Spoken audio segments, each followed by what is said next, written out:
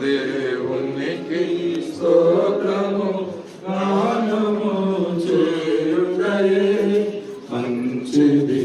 దేవునికి స్తోత్రము గానము చేయుటయే మంచిది.